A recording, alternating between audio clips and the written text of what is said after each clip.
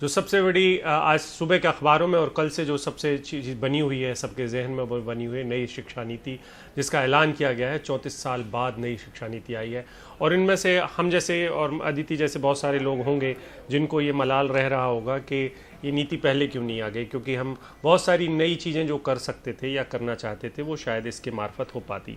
तो अब जो नई शिक्षा नीति है उसमें बच्चों के लिए भी बहुत कुछ है और छोटे बच्चों के लिए भी बहुत कुछ है, क्योंकि उनकी भाषा, मातृभाषा और स्थानीय भाषा में उनको पढ़ाई करनी होगी। 12वीं वाला जो सिस्टम है, 10+2 वाला सिस्टम है, वो खत्म हो गया है। अदिति, अगर आपको याद हो तो कि एक वक्त में 11वीं वाला सिस्टम था, 11वीं आखिरी परीक्षा होती थी और उसके बाद अंडर ग्रेजुएट का सिस्टम शुरू हो जाता था।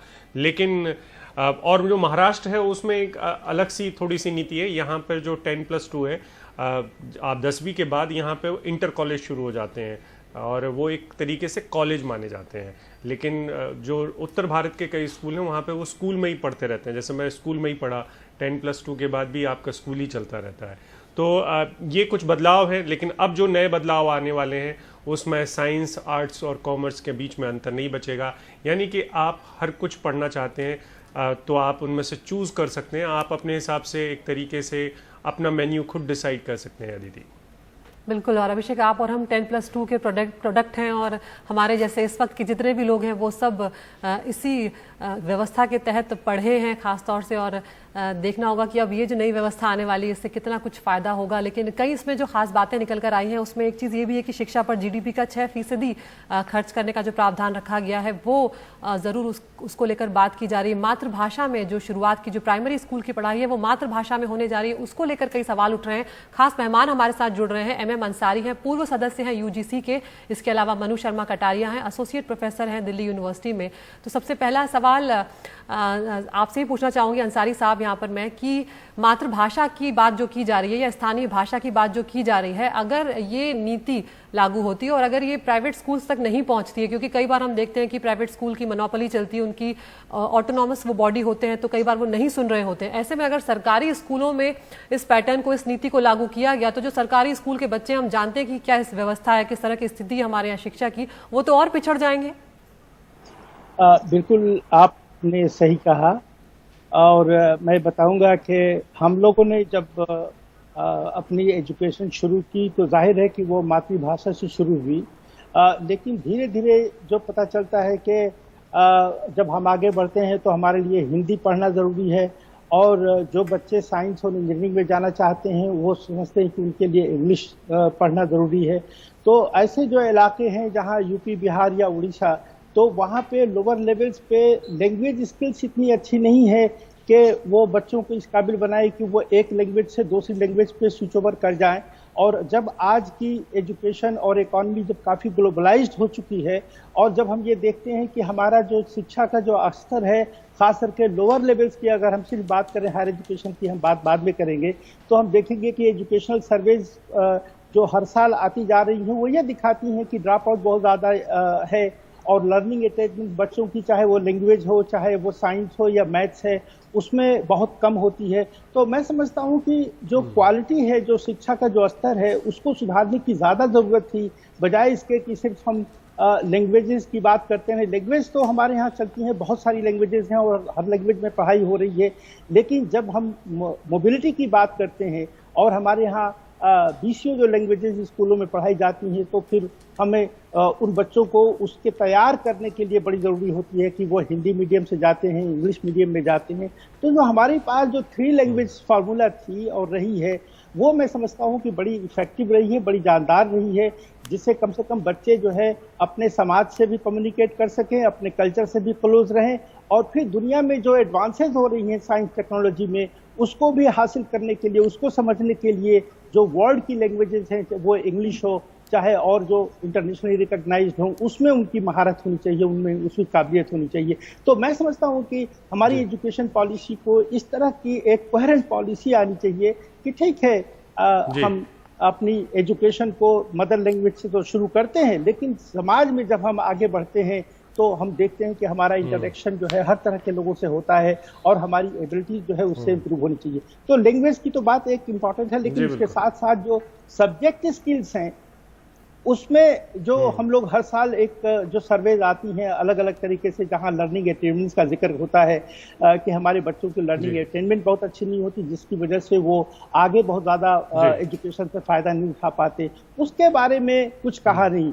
और आपने अपने इंट्रोडक्टरी रिमार्क्स में एजुकेशन की फंडिंग का जरूर जिक्र किया है। ये 6% हम लेकर के बैठे हुए हैं 68 की जो पहली पॉलिसी आई थी तब से, लेकिन आज तक किसी भी सरकार ने 3 या 2.5% से ज्यादा इसको बढ़ाने की कोशिश नहीं की। और आज अगर हम देखते हैं तो हमारे यहाँ एजुकेशन जो लेवल है, जो इंफ्रास्ट्रक्चर है तमाम स्कूलों में, मैं स्कूल की बात कर रहा हूँ, मैं हायर एजुकेशन की बात नहीं कर रहा, आप देखिए तो वो तमाम एजुकेशनल इनइक्वालिटीज इतनी ज्यादा बढ़ी हुई है जिसकी कोई हद नहीं है। और जब हम अगर मान लीजिए लैंग्वेज की पॉलिसी की बात करते हैं तो हमारे बचपने में मैं नहीं समझता कि किसी भी गांव में कोई इंग्लिश स्कूल था। आज जाइए वहां देखिए डजन्स ऑफ पब्लिक स्कूल और इंग्लिश मीडियम स्कूल्स आ चुकी हैं। तो हमारे जो बिल्कुल उसकी वजह है 40% जो है इंग्लिश मीडियम स्कूल्स में जा रहे हैं, उनके बारे में कुछ सोचना जरूरी है। बिल्कुल समझ गए जी अंसारी साहब, बिल्कुल आप जो कह रहे हैं कि और ये भाषा जो है वो इस वजह से भी ज़रूरी हो गई क्योंकि हमने सॉफ्टवेयर और जो दुनिया भर की जो चीज़ें जिनमें हमने अपने लोगों को बाहर पढ़ने के लिए भेजा, उस सब के लिए मूल रूप से भाषा अंग्रेज़ी की ज़रूरत थी और हमारी वो ताकत भी बनी कई स्तर पर। जैसे मुझे इस बात का अफसोस रहता है अदिति, और हमारे साथ मनु शर्मा कटारिया भी हैं एसोसिएट प्रोफेसर, कि मैंने बहुत अरसे तक मैं पार्षद अंतर नियम यानी कि मेमोरेंडम ऑफ एसोसिएशन जिसको मैं बहुत आसानी से समझ सकता था, लेकिन हिंदी में शायद उसका जो अनुवाद है वो इतना कठिन करके मुझे पढ़ाया गया है कि उसका मलाल है कि मुझे शायद इस चीज़ को आसानी कर दी जाती। जो राजभाषा विभाग है उसने न जाने किस किस्म के ट्रांसलेशन किए हैं हमारे यहाँ पे, वो एक बड़ी मुसीबत है। तो मनु शर्मा जी, भाषाई आधार पर ये अगर जो प्राइमरी एजुकेशन की बात करें, अगर हम मातृभाषा में करेंगे तो क्या हमारे बच्चे कहीं पिछड़ जाएंगे? ये एक सवाल बस है, मैं नहीं कह रहा हूं कि मातृभाषा नहीं होना चाहिए। तो हम सबको बहुत बहुत बधाई की इतने लंबे सब मैं बोल सकती हूँ क्या? जी जी जी बोलिए आप। हाँ, सबसे पहले तो हम सबको, आप सबको भी बहुत बहुत बधाई की एक बहुत ही अच्छी, इतने समय के बाद, लगभग 34 साल के बाद एक अच्छी और प्रभावी शिक्षा नीति इस देश में लागू की गई है अल्टीमेटली, जिसकी बहुत ज्यादा जरूरत थी। और बहुत सारे विषयों, खास करके जो प्राइमरी एजुकेशन, बेसिक एजुकेशन की हम बात कर रहे हैं, बड़े इफेक्टिव तरीके से इस एजुकेशन पॉलिसी में उसे एड्रेस किया गया है। अब जैसे अगर आप देखेंगे तो जो ECCE का कॉन्सेप्ट है, यानी कि एलिमेंट्री चाइल्ड केयर एजुकेशन, पहली बार हमारे देश में इस लेवल पर जो शिक्षा है उसको एड्रेस किया गया है। यानी 3 से 6 साल के बच्चे की जो एजुकेशन होनी चाहिए, यानी जो अगर आप देखें तो बहुत सारे रिसर्च पेपर्स आपको मिलेंगे जिसमें आपको ये जानने को मिलेगा कि जो 6 साल तक की एज है तब तक जो बच्चे का 85% जो ब्रेन डेवलपमेंट है वो हो जाता है। तो इसीलिए इस पूरा ये जो टाइम पीरियड है ये बड़ा क्रूशियल होता है। इसमें आप कितना एक्सपोजर दे रहे हो, कितना उसको लैंग्वेजेस बता रहे हो, कितने अलग अलग ढंग से आप बच्चे को डेवलप कर रहे हो, वो उसके फ्यूचर पे बहुत कंट्रीब्यूट करेगा। तो इसलिए बहुत अच्छी बात है कि इस टाइम पीरियड को एड्रेस करते हुए एजुकेशन पे ध्यान दिया गया है। अगर आपने कल की जो प्रेस कॉन्फ्रेंस थी मिनिस्ट्री की, उसमें भी उन्होंने बहुत अच्छे से बताया कि जो लिटरेसी है, यानी भाषा ज्ञान, अक्षर ज्ञान और न्यूमरेसी, इन दोनों को बड़ी गंभीरता से सरकार ने इस विषय पर लिया है, इस एजुकेशन पॉलिसी ने लिया है, और इसको ये लोग नेशनल मिशन के रूप में लेने वाले हैं। ये बहुत ही बढ़िया विषय है। तो इतना इम्पोर्टेंस जब हम लैंग्वेज को और अपने जैसे मान लीजिए पहाड़े याद करने, टेबल्स याद करने, इन सब चीजों को देंगे, कैलकुलेशंस को देंगे, तो निश्चित रूप से बच्चे का जो डेवलपमेंट है वो बहुत अच्छा होगा।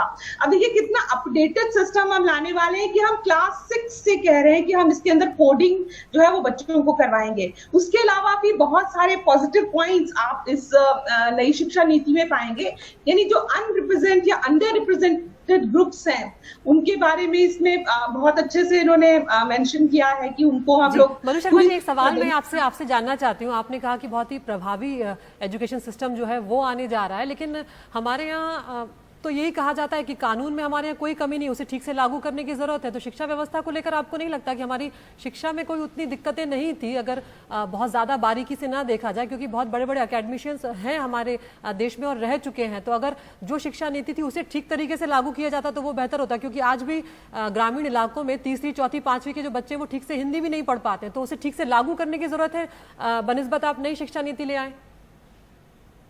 बिल्कुल आप ठीक कह रही हैं कि अगर इम्प्लीकेशन उसका प्रैक्टिकल उसको लगाया नहीं जाता है, उसको ठीक से इम्प्लीमेंट नहीं किया जाता है, तो अच्छी से अच्छी शिक्षा नीति भी बेकार हो जाएगी। लेकिन आपको ये समझना पड़ेगा कि जो अब शिक्षा नीति आई है और जो पहले शिक्षा नीति थी उनमें बहुत ज्यादा अंतर है। मतलब कहीं पर भी आपके जो स्कूल कॉम्प्लेक्स है उस कंसेप्ट को कहीं आज तक लेके भी नहीं आए हम। ये जो छोटे क्लासेस की एजुकेशन है इनके बारे में हमने सोचा ही नहीं। मल्टी डिसिप्लिनरी है, स्किल एजुकेशन है, वोकेशनल एजुकेशन है, जो एक्स्ट्रा करिकुलर एक्टिविटी है उसकी एक इंपॉर्टेंस भी उतनी ही है जितनी की बाकी सब्जेक्ट्स की है। तो ये सारे विषयों को पिछली किसी भी शिक्षा अच्छी थी सब शिक्षा नीतियां, लेकिन उसमें इस लेवल तक हम इतनी गहराई तक गए नहीं थे जो इस बार हम जा रहे हैं। और अगर एक अच्छे एफर्ट से, एक पॉजिटिव एफर्ट से एक शिक्षा नीति बनी है तो मुझे लग रहा है हम लोग पॉजिटिव रहे और उससे पॉजिटिवली कंट्रीब्यूट करें कि इतनी अच्छी शिक्षा नीति जो आई है वो इम्प्लीमेंट भी हो। और मुझे उसमें सरकार की बहुत सारी इंटेंशंस इसलिए दिखती है क्योंकि उन्होंने सबसे पहले तो शिक्षा को पूरे वो जो सिस्टम है उससे अलग ढंग से रखने की कोशिश की है, एक अलग उसका पूरा सिस्टम बनाने की कोशिश की है। जैसे आप पूरा नेशनल मिशन लेने जा रहे हो लिटरेसी के बारे में, आप पूरा का पूरा एक जो मेंटरिंग का पूरा एक प्रोसेस आप बनाने जा रहे हैं कि नेशनल कमीशन फॉर मेंटरिंग आप बना रहे हैं, यानी हर बच्चे को एक मेंटर मिले, वो अच्छा टीचर हो, वो अच्छा रिसर्च स्कॉलर हो, यानी मेंटरिंग का एक प्रोसेस अच्छे ढंग से चले इसका प्रयास हो रहा है।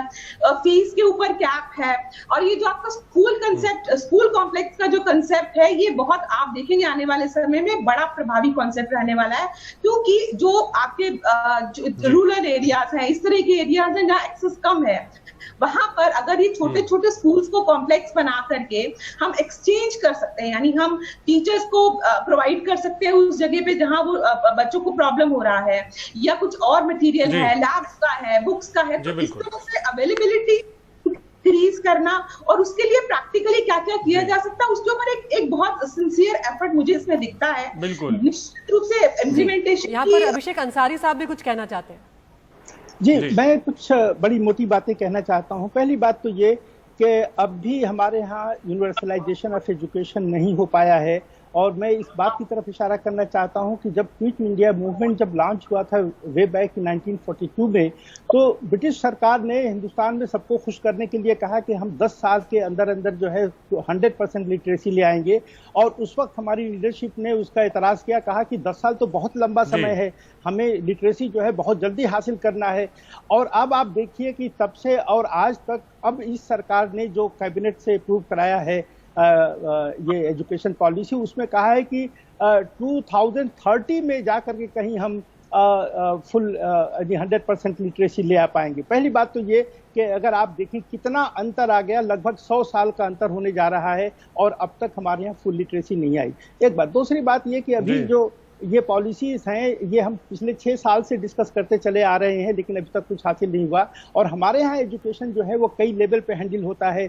सेंट्रल गवर्नमेंट है, स्टेट गवर्नमेंट्स हैं, लोकल बॉडीज अपनी इंस्टीट्यूशन चलाती हैं। और आपने जैसा जिक्र किया कि जो हमारी एजुकेशन पद्धति है वो स्टेट्स बहुत जगहों पे अलग फॉलो करती हैं, सेंटर अलग फॉलो करती है, लोकल बॉडीज की अलग हैं।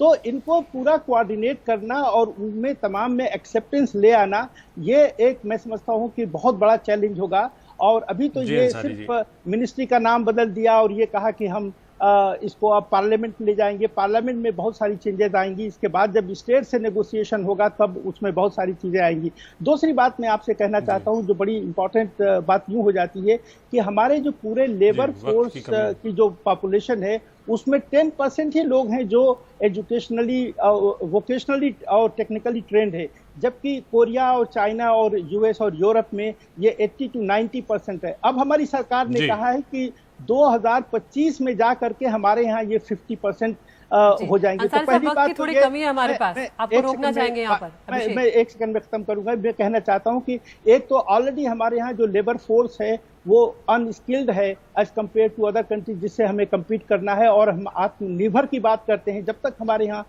ये इफिशिएंसी प्रोफिशिएंसी नहीं होगी, स्किल्ड पॉपुलेशन नहीं होगी, तो अब अगले 5 साल में मैं नहीं समझता कि ये 10% से आंकड़ा जो है हमारा 50% तक पहुंच जी जाएगा। बिल्कुल। इसके साथ साथ जो अंसारी जी, एजुकेशन वक्त असमानता की है कमी है, उसको एड्रेस नहीं ये किया है। टॉपिक बहुत बड़ा है जी। ये बिल्कुल। जी टॉपिक बहुत बड़ा है मनु शर्मा जी, मैं समझ सकता हूँ आप भी इसमें जोड़ना चाहती हैं, लेकिन हम लोगों की भी अपनी मजबूरियां हैं और वो है एड ब्रेक की मजबूरी है। वक्त एक ब्रेक का है।